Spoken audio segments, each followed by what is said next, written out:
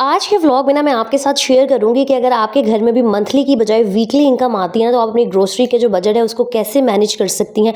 क्योंकि भाई हर औरत का घर संभालने का तरीका डिफरेंट ज़रूर हो सकता है, लेकिन जो हमारी परेशानियां हैं ना वो एक ही जैसी हैं। हर औरत की ये ख्वाहिश होती है और वो पूरी कोशिश भी कर रही होती है कि वो घर के बजट को ना बड़े अच्छी तरीके से मेनटेन करे। तो बस आज का व्लॉग बहुत इन्फॉर्मेटिव होगा। अस्सलामुअलैकुम माय यूट्यूब फैमिली, उम्मीद है जी आप सब ठीक ठाक होंगे। अल्हम्दुलिल्लाह मैं भी बिल्कुल ठीक हूँ। यहाँ पर जी शाम का टाइम था, असर के बाद का, और मैं जी इफ्तारी की तैयारी कर रही थी। और यहाँ ना एक सबसे पहली टिप कह लें, एक बात कह लें, एक बहन होने के नाते मशवरा कह लें जो मैं आप सबसे शेयर करना चाहती हूँ ना, वो ये कि सोशल मीडिया की वजह से या किसी दूसरे को देखने की वजह से कभी भी ना अपनी ज़िंदगी में फजूल की बिला वजह की टेंशन और मसले ना पाल लिया करें। जैसे हमने कभी किसी को देख लिया कि फ़लाना इतनी सारी डिशेस बना रही है इफ्तारी में, या उसने ईद के लिए ये वाले कपड़े और जूते ख़रीदे हैं, और दूसरों की जब हम देखा देखी करने लग जाते हैं ना, यकीन करें हमारी ज़िंदगी जो है ना बेसुकून होना स्टार्ट हो जाती है। कोशिश करें अल्लाह ताला ने जो भी वसाइल, जो कुछ भी आपको दिया हुआ है ना, उसमें रह के सब्र और शुक्र से ज़िंदगी गुजारें। बिला वजह की जो टेंशन हैं वो ना खुद अपने सर पालें। और अक्सर तो ख़वातीन क्या करती हैं कि इस वजह से अपने शोहरों से लड़ने झगड़ने लग जाती हैं कि आप हमारी ज़रूरियात पूरी नहीं करते, आप हमें ये लेके नहीं देते, वो लेके नहीं देते।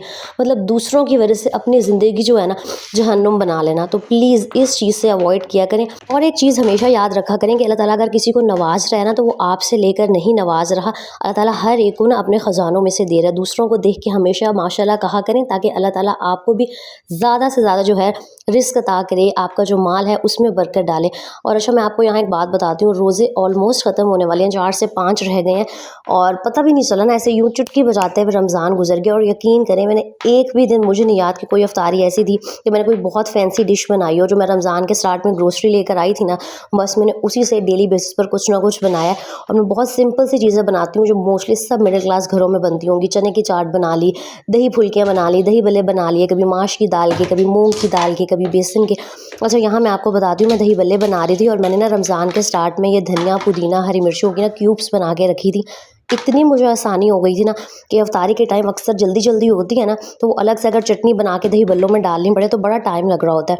तो इस तरीके से ना आप अपने टाइम को भी मैनेज कर सकती हैं। अगर एक औरत के अंदर समझदारी हो ना, वो टाइम क्या अपने पूरे घर को ना बहुत अच्छे से मैनेज कर सकती है। तो सबसे पहली चीज़ तो अपने अंदर से ये निकाल दें कि लोगों को कॉपी करना छोड़ दें। अब अगर मैं ये सोचती ना कि यार मैं तो इन्फ्लुएंसर हूँ, मैं यूट्यूबर हूँ, मैं व्लॉग्स बनाती हूँ, तो यार लोग क्या कहेंगे, डेली मैं वही एक सिंपल सी चीज़ें बना रही हूँ, मैं कभी भी ये नहीं सोचती। मुझे बस होता है जो मैं हूँ, मैं जैसी हूँ वही मैं आप लोगों को दिखाऊं। क्योंकि ऑलरेडी सोशल मीडिया पर आपको इतनी शो ऑफ और इतनी ज़्यादा एहसास कमतरी में मुब्तला करने वाली चीज़ें मिल जाती ना, तो मैं नहीं चाहती कि मेरी वीडियोस, मेरे व्लॉग्स देख के किसी को थोड़ी सी भी एहसास कमतरी हो। इसलिए भाई मैं तो जो सिंपल सी डेली अफ्तारी बनाती थी ना वही आपके साथ शेयर करती रही हूँ। खैर मैंने दही बल्ले बना के रख दिए थे। और ना मेरे पास एक ये नॉन स्टिक के, वैसे मेरे पास मोस्टली बर्तन नॉन स्टिक के ही हैं, लेकिन वही बात है कि इनकी जब कोटिंग ज़रा से भी उतर जाए ना तो ये हेल्थ पॉइंट ऑफ व्यू से बिल्कुल अच्छा नहीं होता। तो आपने इनको इस्तेमाल नहीं करना होता। कुछ दिन पहले ना मैंने यूट्यूब पर या शायद टिकटॉक पर एक वीडियो देखी कि अगर इनकी कोटिंग उतरना स्टार्ट हो जाए ना तो आप एक ही दफ़ा ये जो नॉन स्टिक के बर्तन हैं इनकी पूरी की पूरी कोटिंग उतार सकते हैं। मेहनत बहुत लगेगी, लेकिन मैंने सोचा एक ये पुराना फ्राई पैन पड़ा हुआ है, इसको मैं इस्तेमाल नहीं करती थी, तो सोचा इसके ऊपर ना ये एक्सपेरिमेंट करके देखती हूँ। अच्छा अगर आपके पास भी इस तरह के नॉन स्टिक के पुराने बर्तन हैं जो आप इस वजह से इस्तेमाल नहीं करते कि इनकी कोटिंग उतर चुकी है, तो आपने उनको डिस्कार्ड करने से पहले ना एक बार ये एक्सपेरिमेंट करके देख लेना। रेगमार आपको कहीं से भी मिल जाएगा, मोस्टली वो मजदूर मिस्त्री यूज़ कर रहे होते हैं, या पेंट वाली शॉप से आपको मिल जाता है। आपके हस्बैंड को, अब्बू, भाई, किसी से भी आप मंगवा सकते हैं, 20 से 50 रुपये का आएगा। और आपने ना अपने बर्तन के अंदर लिक्विड डिश वॉश डाल के अच्छी तरह रेगमार से ना इस तरीके से इसको रगड़ लेना है बस। काफ़ी हद तक ये नीचे वाली उतर गई थी, लेकिन ये जो साइड्स वाली थी ना ये अच्छी खासी मोटी हुई थी। तो मैंने कहा चलो ये नीचे वाली तो उतर रही है ना, बाकी अपने हस्बैंड से कहूँगी कि वो मेहनत करें। मर्दों में थोड़ी सी ताकत ज़्यादा होती है ना, तो मेरे बाजू यहाँ पर थक गए थे। लेकिन ये चेक करें कि ये जो मेरी नॉन स्टिक वाली फ्राई पैन थी ना कितनी ज़्यादा ज़बरदस्त हो गई थी, और अब ये इस्तेमाल करने के काबिल थी। पहले तो वो इसकी कोटिंग कभी कहीं से उतरी है, कभी कहीं से, और ना वो बहुत ज़्यादा हेल्थ पॉइंट ऑफ व्यू से ख़तरनाक हो सकती है। तो अगर आपके घर भी नॉन स्टिक के बर्तन हैं तो पहले तो उनको क्या कहते हैं बहुत एहतियात से यूज़ करेंगे, उनकी कोटिंग ख़राब ना हो। लेकिन आप जितनी मर्ज़ी एहतियात कर लो, ख़राब हो जाती है चीज़। और यहाँ ना एक बात ये भी हमेशा याद रखा करें कि हर चीज़ ना नई लेने की ज़रूरत नहीं होती। आपने कभी किसी को देख लिया कि फलाने ने ये वाली क्रॉकरी खरीदी है, किचन का ये वाला सामान खरीदा है, सब कुछ खरीदें लेकिन अपने बजट को देखते हुए। अक्सर ना हम दूसरों की देखा-देखी अपना जो बजट है ना, उसको ख़राब करना स्टार्ट कर देती हैं। हाँ, जब आपकी जेब इजाज़त दे, और मैं आपको यहाँ एक बड़ा अच्छा मशवरा देती हूँ, किचन का सामान खरीदने का हर औरत को शौक होता है। कोई भी मुझे नहीं लगता ऐसी औरत होगी जिसको शौक नहीं होगा। तो क्या किया करें, हर मंथ 500-700 बचा लिया करें। जितनी आपकी जेब इजाज़त देती है उतनी आप सेविंग करें, और फिर 1-2 महीने बाद ना आप किचन की कोई अच्छी-सी, प्यारी-सी, पायदार सी चीज़ खरीदें। ये नहीं आपने करना कि किसी को देख के ना बस उसके पीछे लग जाना है और जी चीज़ें खरीदना स्टार्ट कर देनी है, बेशक जो अपना बजट है ना वो ख़राब क्यों ना हो रहा हो। और अच्छा, बहुत सारी ऐसी भी मेरी बहनें होंगी जो मुझे देखती होंगी, बल्कि कमेंट्स भी आ रहे होते हैं कि हमारे जो हस्बैंड हैं, हमारे जो अब्बू या भाई हैं, उनकी मंथली सैलरीज़ नहीं आती हैं, आप ही वीकली बेसिस पर आती हैं, तो फिर बजट किस तरह मेंटेन करें। इसके बारे में मैं कोई ज़्यादा तो क्या कहते हैं डिटेल से नहीं कुछ कह सकती, क्योंकि ज़ाहिर-सी बात है मेरे घर में हस्बैंड की तो मंथली सैलरी आती है। मैं एक ही दफ़ा ग्रोसरी लेकर आती हूँ और फिर मैं कोशिश करती हूँ कि जो मैं ग्रोसरी लेकर आई हूँ ना, उसी में मैंने पूरा महीना मैनेज करना है।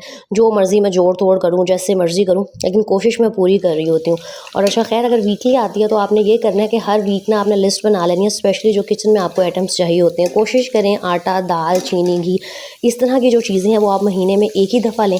लेकिन बाकी जो सब्ज़ी हो गई, फ्रूट्स हो गए ना, वो आप वीकली बेसिस पर लेकर आएँ। और जैसे ही पैसे आते हैं ना, डेली आते हैं, वीकली आते हैं, डेली बेसिस पर आप कोई एनवेलप बना लें, कोई पर्स में या किसी भी जगह पर वो पैसे रखते हैं कि भई ये किचन के सामान के लिए, और फिर वही हफ़्ते बाद या 10 दिन बाद जाके ना आप किचन के जो ग्रोसरी आइटम्स हैं ना वो ख़रीद सकती हैं अपनी ज़रूरत के हिसाब से। अच्छा ख़ैर, मैं ना हर संडे को जो वेजिटेबल्स और फ्रूट्स हैं ना वो फ्रेश ही लेती हूँ, क्योंकि सब्ज़ी और ये जो क्या कहते हैं फल है ना, ऐसी चीज़ है कि अगर ज़्यादा दिन के लिए ला के रखो ना ख़राब हो जाते हैं। तो बस कल मैं इफ्तार के बाद ना कुछ वेजिटेबल्स और फ्रूट्स लेने थे, वही लेने गई थी। और अच्छा, अक्सर ना हम ख़वातीन, स्पेशली मैं खुद भी जाके ना, जब इंसान स्पेशली सुपर मार्केट्स में जाता है तो बहुत दिल चाह रहा होता है कि ये भी ले लो, वो भी ले लो। पहले मैं भी अक्सर ऐसे कर लेती हूँ कि ख़रीद लेती हूँ, लेकिन बाद में ना अफ़सोस हो रहा होता है।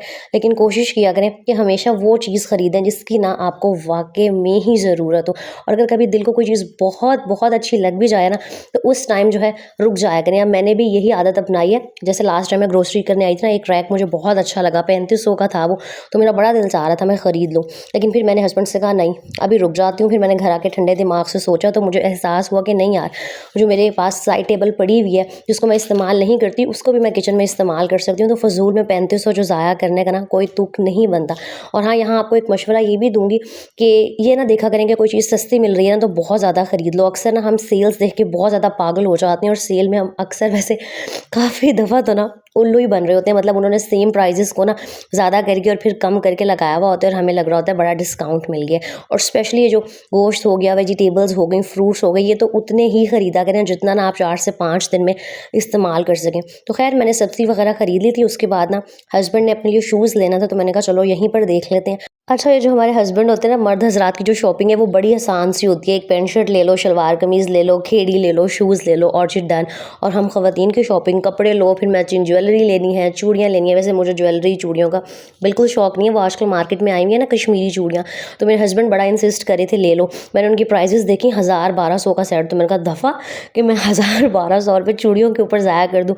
तो इस तरह की फ़ज़ूल खर्ची को ना जितनी हद तक आप अवॉइड कर सकती हैं, किया करें। अच्छा, यहाँ पर ना मैं चीज़ पे कपड़े देख रही थी, और ये सिंपल से ड्रेसेस, ये 5-5, 6-6 हज़ार रुपए के थे। मतलब गज़ब खुदा का, बिल्कुल सिंपल से, कोई इनमें ऐसी ख़ास चीज़ नहीं थी। अगर आप बाज़ार से कपड़ा ले लेना तो 2 से 3 हज़ार, हद 3,000-3,500 में इस तरह के कपड़े ना आप खुद बड़े अच्छे बनवा सकती हैं। तो बस वही बात है कि जिसका जहाँ दाँव लगता है ना, वो आजकल महंगाई के दौर में बेचारी जो आवाम है उसको लूटने पर लगा हुआ है। तो बस भाई, इस महंगाई के दौर में ना एक औरत की समझदारी पर डिपेंड करता है कि उसने हर चीज़ को, स्पेशली अपने घर के बजट को, किचन के बजट को, और स्पेशली अगर आपके 3 से 4 बच्चे भी हों, तो मुझे पता है कि कितनी मुश्किल हो जाती होगी ना इस महंगाई के दौर में ईद की तैयारी करना, कोई फंक्शन आ जाए उस पे सबके कपड़े शपड़े बनाना। तो ये एक औरत की समझदारी पर ही डिपेंड करता है। मैं काफ़ी दफ़ा पहले भी शेयर कर चुकी हूँ कि कोई शादी आने वाली हो, ईद वगैरह आने वाली हो ना, तो मैंने तो कोई एक कमेटी डाली हुई होती है, कोई 10-20 हज़ार वाली, और मुझे होता है कि मुझे वो उस टाइम मिल जाए, ताकि जो मेरे सारे एक्स्ट्रा खर्चे हैं ना, मुझे ये एक्स्ट्रा खर्चे ही लग रहे होते हैं।